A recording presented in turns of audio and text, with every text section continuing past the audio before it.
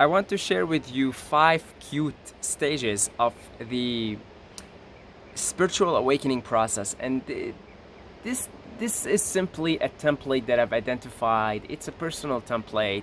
It's what I've looked back at the journey that I am still going through, and I've looked at the stages, and I've jotted down these 5 different stages. It doesn't mean it's going to apply to you. It doesn't mean it's going to apply to anyone, okay? But I think it's a template that a lot of us go through. All right, so I'm gonna get started here. Actually, quickly, I want to just, in a nutshell, introduce the concept of a spiritual awakening. A spiritual awakening, simply put, is the realization that there are invisible realms that influence and affect the visible realm. That's all a spiritual awakening is.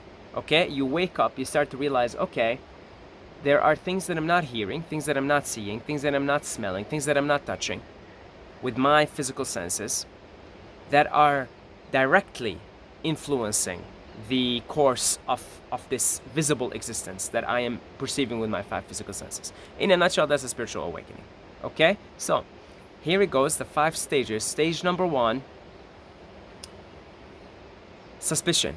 You begin to suspect that there are external forces that you are not exactly aware of, that you cannot perceive with your physical senses, that are influencing your life, interfering with your life, and influencing the lives of others. So it starts with a suspicion. It's a suspicious thought. Maybe, just maybe, angels exist. Maybe, just maybe, there is a God, there is a force. Maybe, just maybe, my life is being played on other realms, is being influenced by other realms other than what I'm seeing. And you begin to suspect, and it starts with a suspicion. And it's just that, it's a suspicion. So that's number 1. That's where the spiritual awakening of pretty much, I'd say most people, 90% of people, apply 90% starts with a suspicious thought.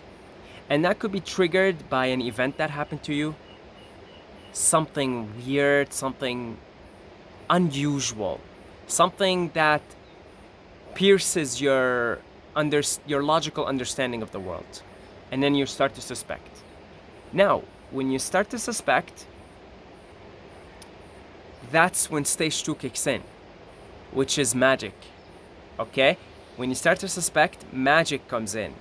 And you begin to experience unusual events, and they begin to intensify and happen so frequently.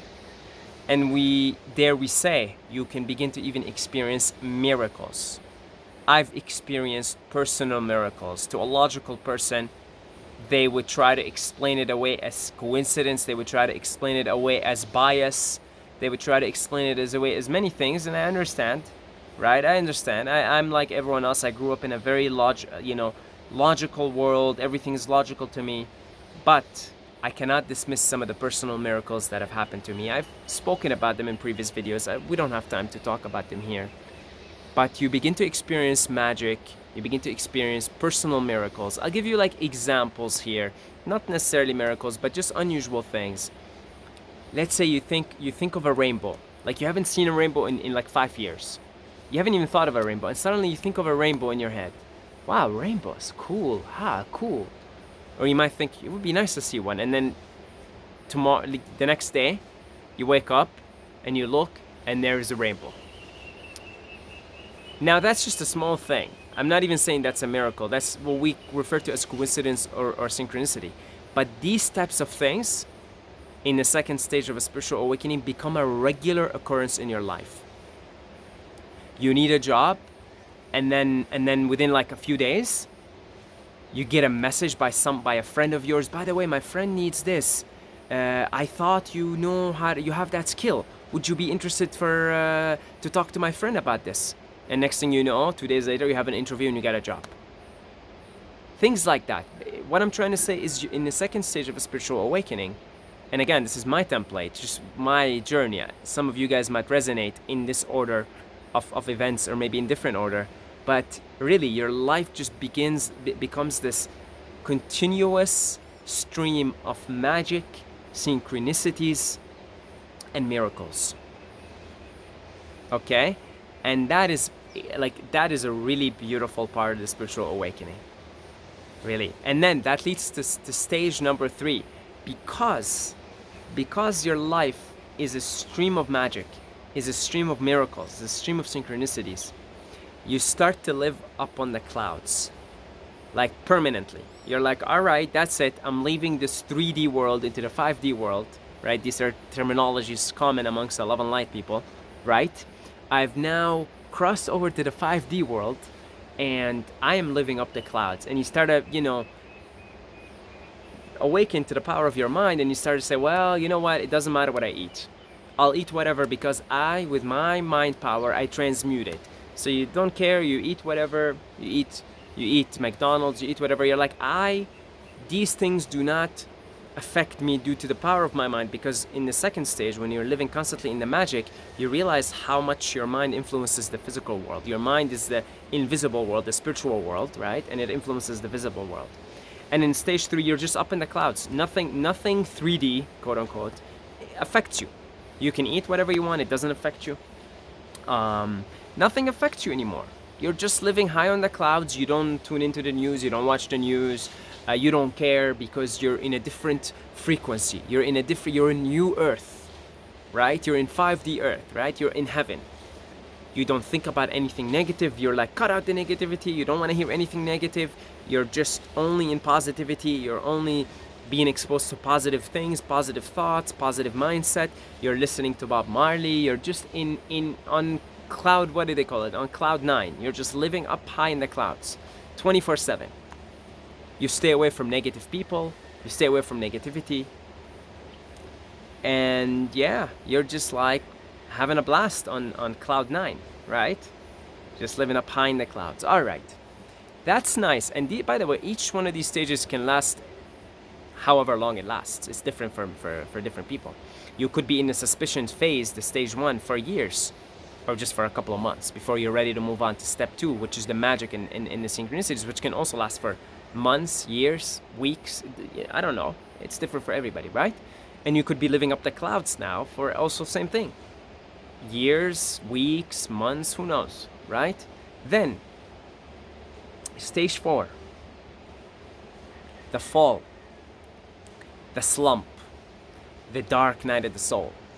Some strange events in your life happen, consciously and unconsciously. They come, they take you from the clouds, drag you down, and because it's so nice to be living high up in the clouds, right? Astral projection, lucid dreaming, you're just like high in the clouds. Like this 3D stuff, it doesn't concern you anymore. But some events happen to you, something. Maybe the death of a close one to you. Maybe you ran out of money. You had money, your dad was funding you or something, or maybe you just had lots of money saved up and now you have to get a job. You're like, some events happen to you. You're like, come here, all right, you had enough. Come back. You're dragged down. But because of the contrast you experience of the bliss and the highness on the clouds, it doesn't feel pleasant, right? Maybe all these McDonald's, all these Burger Kings and Big Macs that you were shoving down your throat because you thought, well, my mind, I don't believe they affect me. Maybe they were affecting you. And your health, something happens in your health, it drags you down from cloud 9. It happens to a lot of people, I think, the health thing. They're living up in the clouds and then they think they can do whatever because their mind, they don't believe anything affects them, the food doesn't affect them, etc. But something happens, the health drags you down, something, and then you're now, okay, back to earth, but not just back to earth, almost like in a lower part too, And you've got to deal with this so-called 3D stuff, right? You've got to get a job, you ran out of money, you've got to deal with your health now, etc. And you can call this a dark night of the soul, but it is unpleasant. This is an unpleasant part of the spiritual awakening. You hit a slump, maybe you're depressed, you're anxious, you don't know what happened, you missed the good old days where you were living on cloud 9 and things were just so nice and everything was just love and light. And that could also last anywhere from weeks to months to years.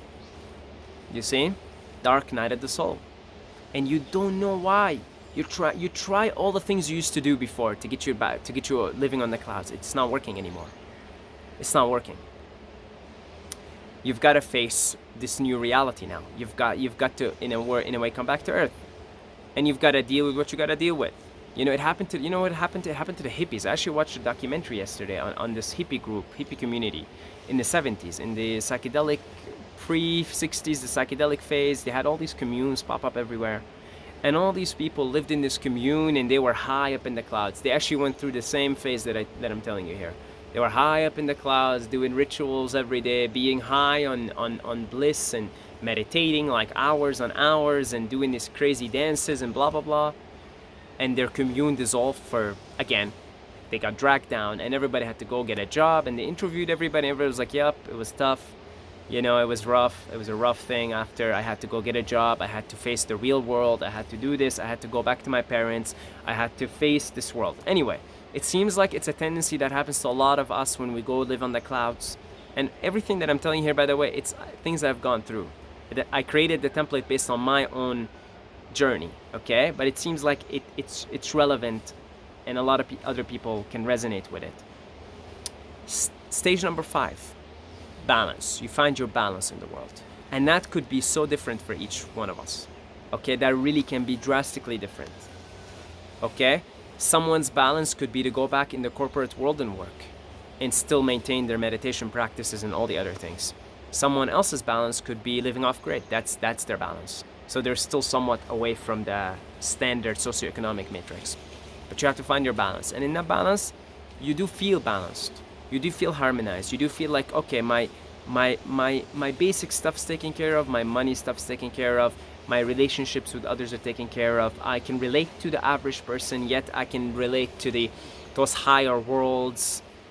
You know, it's a different balance for everybody. Okay, you find your own balance, right?